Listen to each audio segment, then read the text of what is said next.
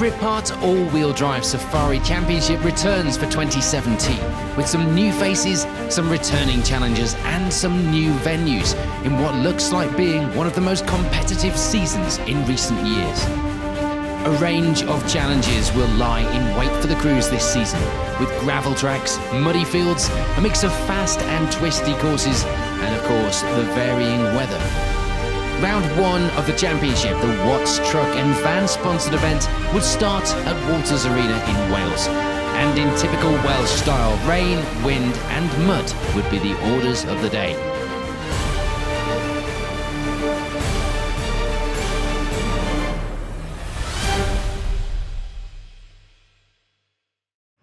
On to the first of the day's runs then, and it would be the lead for Chris and Jonathan Bird. Everything was going to plan for the pair at this early stage in the event. The previous champions not confirming a full campaign so far this season, but they'd surely be ones to watch on the rounds they did attend. It's very, very wet, very, very slippery, entertaining. Pete Roberts was another regular at the top of the results, making an occasional outing in the championship. Second place for now, but just over 45 seconds back from the lead after run two.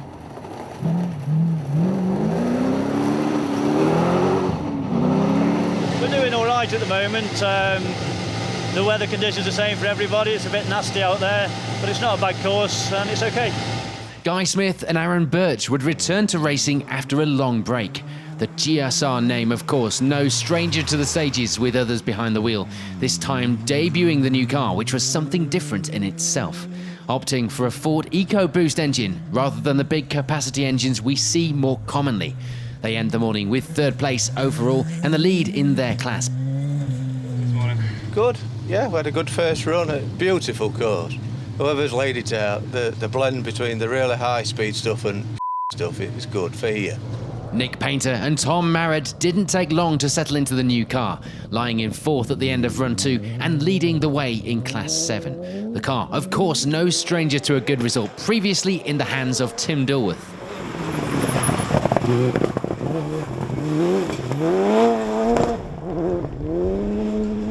Mark Jacks will be one of three Lofthouse cars out this weekend, and with Dan Lofthouse himself sat alongside for the event, things were going well. Fifth place in the results for now, third in the 8i class.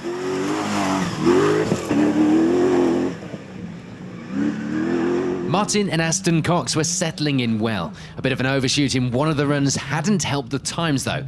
Aston fresh off the back of driving himself to third place overall on his previous event. So the family rivalry would likely be as strong inside the car as it was with the fellow competitors on the course this weekend. Gareth Edwards and Steve Smith were already going one better than last year, not even getting off the start line of the event on their last visit. This weekend, the pair would start the day with 7th place on the leaderboard as well as 4th in the 8i class.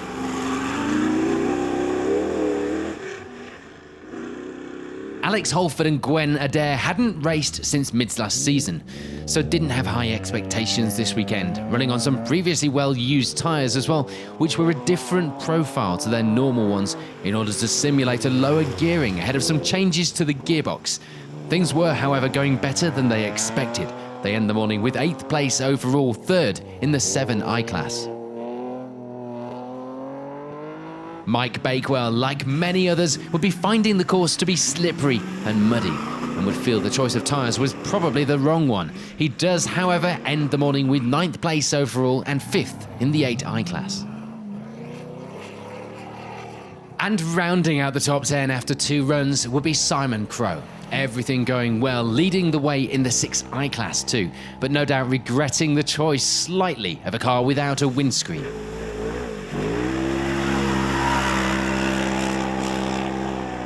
Unfortunately, Greg Clement would become one of our first retirements this weekend, retiring with engine problems in the car on run 1, clearly not looking too healthy as it passed our cameras. In some of the results outside the top 10, it will be 11th for Wyn Williams. Still undecided if the car was suited to the course or not, but the times were looking okay considering this and would be within 1 minute of the podium places. Such was the close competition this weekend. Dave Hooper and Lee Higginson come into this season on the back of a good result in last year's championship. With a new car, they would be under no illusion that it would take some getting used to before the results started coming. But things were going well for now, with 12th overall and 4th in the 7i class. No problems for Bruce Tigwell this morning. A steady run would see him lying in 13th place overall at this point in the event. Unfortunately for Mike Moran, though, the day will be full of little issues. A couple of overshoots and missed corners being the main problem, losing him valuable time.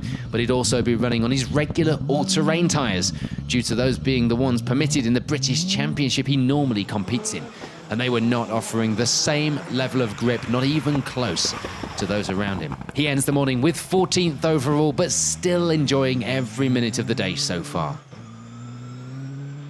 James and Philippa Tennant returned to the championship this season with some work done to the car's engine and suspension, and it seemed to be working so far. A couple of overshoots on the first runs would slow progress a little, but wouldn't happen again once they learned from their mistakes. They lie in 15th place on the leaderboard now. Meanwhile, it will be a good start to the event for Tig Arnott. He comes out of the morning stages with the lead in Class 8, happy with the time so far and with the course as well this weekend. A puncture on the first run of the day would sadly hold him and Jasmine Philpott back a little on the results. They settle into 17th place this morning, but happy with how things had gone overall. For Scott Benwell, it would be a good start to the day. Second place in Class 8 for him, but his main concern would be getting to the finish after a big crash at the end of last season. For Ian Charles and Gary Bull, it would be third place in that class. Nothing would be going wrong for the pair so far. With nothing to do on the car between runs, they lie in 19th place on the leaderboard too.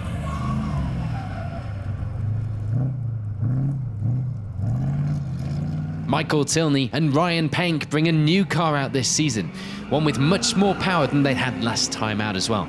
They would, as a result, end up with a big overshoot on the first lap. Things appearing much faster in this car, no doubt. But worst was yet to come, with suspension problems on the next stage, causing them to spend 2 hours repairing the car after the run. For now, given these problems, they lie in 20th overall. It will be a new car this season for Oisin Riley and Jim Dickinson. They will be happy with the times considering that change and will be lying second in the 6i class for now. Andrew Wilson and Callum Powell will be treating round one as a learning event in the new car. Dave Hooper's car from last season, no less. Things were going well at this stage. They settle into 26th overall. There will be a mix of good and bad luck for Niall and Morgan Banyard. Happy to have the new car out competing on its first event, but slowed down when the wiper blades came off on the opening run of the day. They lie in 29th overall for now. Victoria Vaughan and Matthew Rowland, meanwhile, make a steady start to the day. Victoria back racing after 2 major eye operations over the winter. They wouldn't be having any issues at this stage to talk of, but a problem with the engine cutting out would slow them on each run.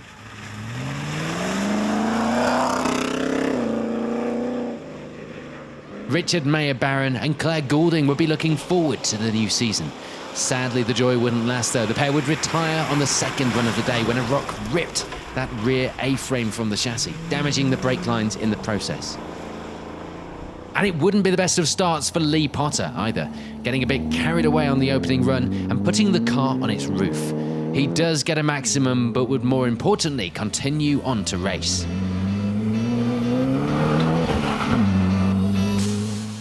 So with 2 runs complete, the results at the top of the Watts Truck and Van sponsored event here at Walters Arena look like this.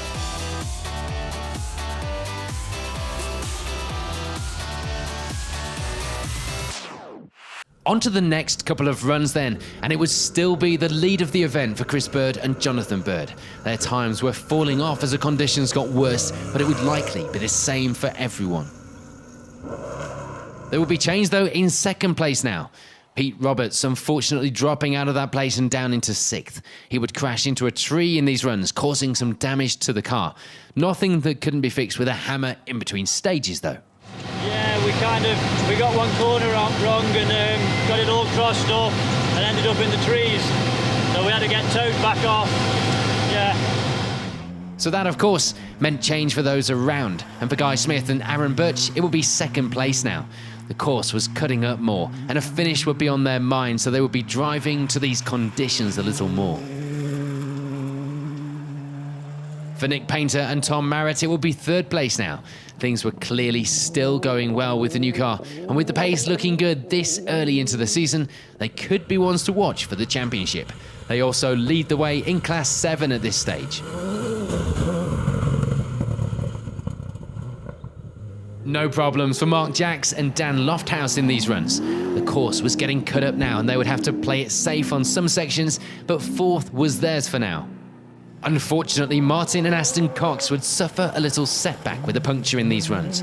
Thankfully not losing much time, but it did mean they would have to settle for fifth place with a couple of runs remaining. And things were still going well overall for Alex Holford and Gwen Adair. A small misfire was developing on the car at low revs, so they would have to try and drive around this small problem. On the whole, though, that wasn't causing them too many issues, but it did cause a few minor mistakes. They end these runs with 7th place overall, 3rd in the 7 I-Class. For Gareth Edwards and Steve Smith, things were still going well. They end this afternoon's runs with 8th place overall and 4th in the 8 I-Class. But there's no change in these runs for Mike Bakewell. He ends run 5 in the same position as this morning. 9th place on the leaderboard, 5th in the 8 I-Class, just over 30 seconds back from Edwards up ahead. And there'd be no change in 10th place either. Simon Crowe maintaining his position, the conditions not getting any better for the crew to cope with though in that open buggy. And Bruce Tigwell would still be having a good run as well. No troubles. The car seemed to be coping well with these conditions, including the changes as the course started to cut up.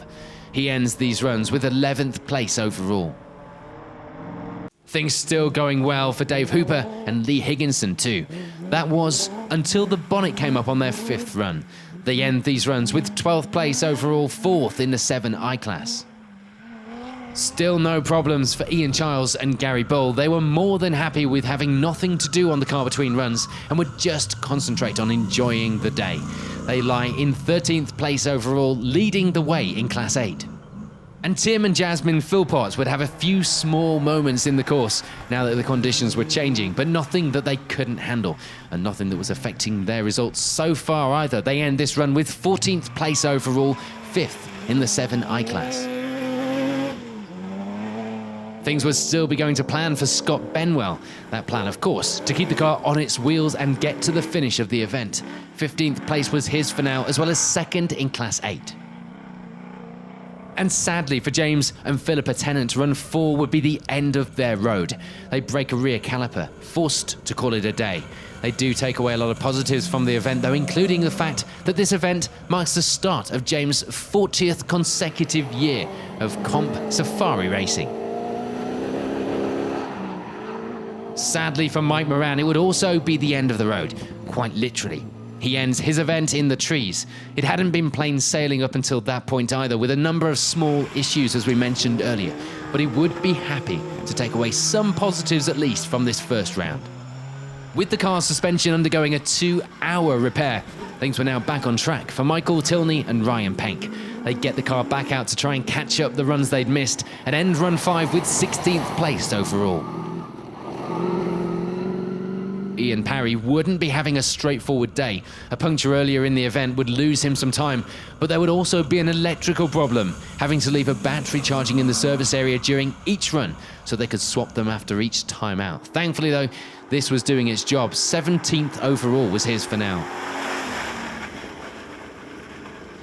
Yeah, we're not charging the end, so we've got a good old Ford Mondeo in the car park charging the battery while we use the other one. No problems in these runs for Oisin Riley and Jim Dickinson. They continue to settle in well to the new car and end this afternoon with 19th place overall, as well as 2nd in the 6 I-Class.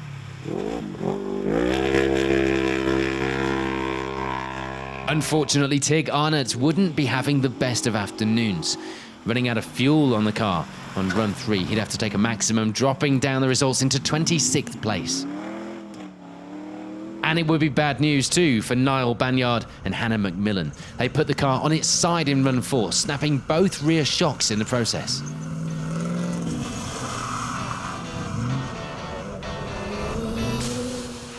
So we have just 2 runs remaining. It's all change in the top of the results and on that stage as well, but not for our event leader, remaining ahead in the results by a comfortable margin at this stage in the event. On to the final runs of the day then, and sadly for Mark Jackson, Dan Lofthouse, it will be game over. The rear diff giving up off the start line of run 6.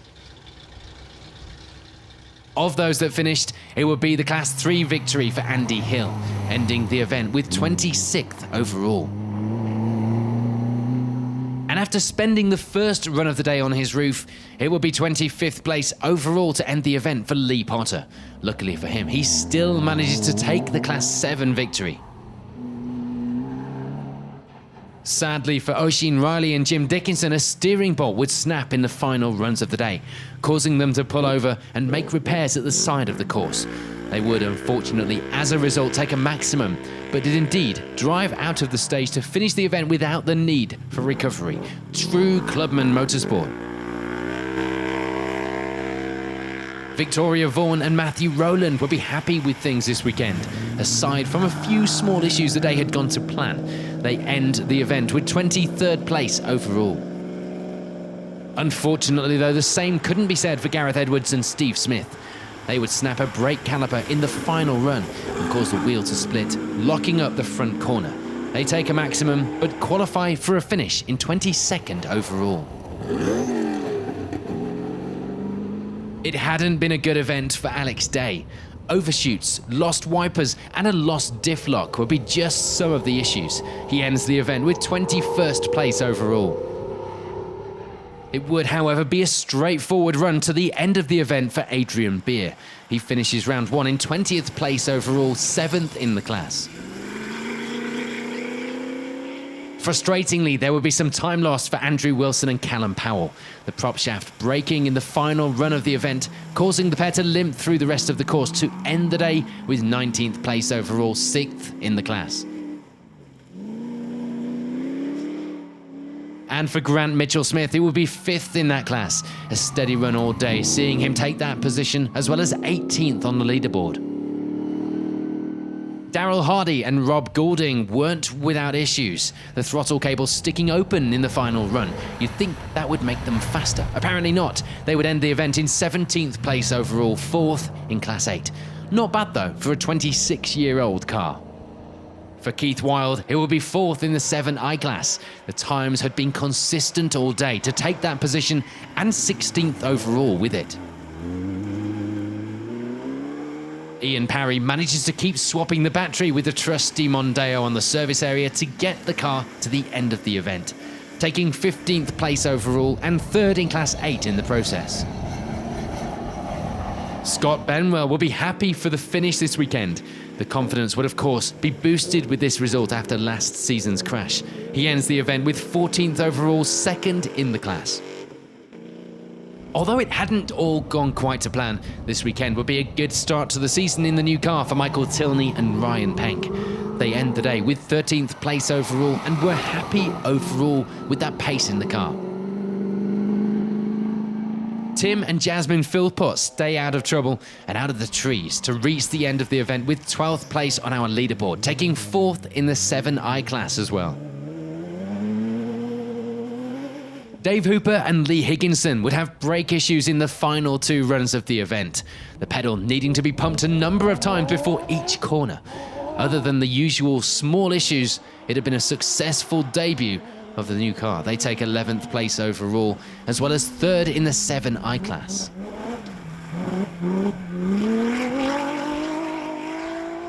On to our top 10 then, and it would be a great finish to the event for Ian Childs and Gary Bull. They end the event rounding out the top 10 and taking the Class 8 victory in the process. Bruce Tigwell would gain some time throughout the afternoon to end the event with 9th place on the results. He might not have been fighting at the top, but the pace was good on this opening round. For Mike Bakewell, it would be 8th place at the finish. It was a good result and one that gets him second place in the 8i class as well. Simon Crowe, meanwhile, would gain a few places through these runs, ending the event with the 6i class victory and taking 7th place overall. Unfortunately, a further problem for Martin and Aston Cox would cost them a little time in the final runs. They end the event with 6th place and 2nd in the 7i class.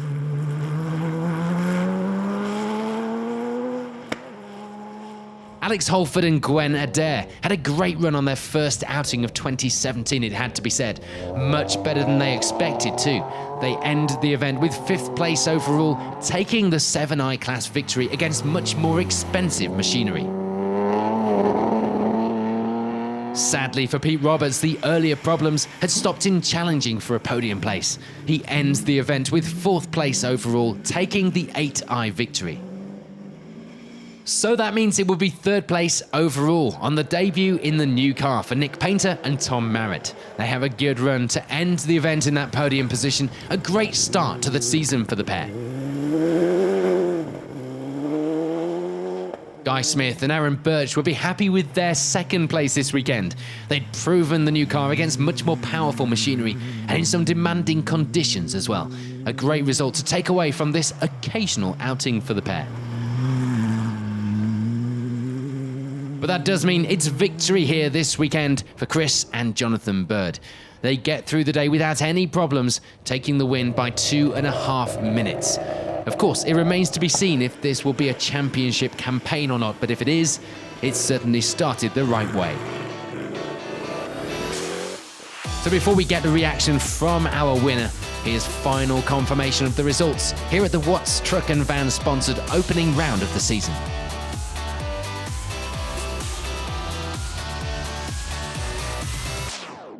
Yeah, good. First 4 were pretty trouble-free. Last 2 were a bit of a challenge. Missed in problems on the screen, and the last was really bad. And we picked up a punch. We off route, just couldn't see where I was going, and picked up a puncher. So just a steady run. That's all from round 1. Next up, the crews remain in Wales, and with a mix of gravel tracks and farm fields, it always provides a challenge for the competitors. The event takes place on the 23rd of April. And in the meantime, you can keep up to date with the championship via our social media. Thank you for watching Special Stage.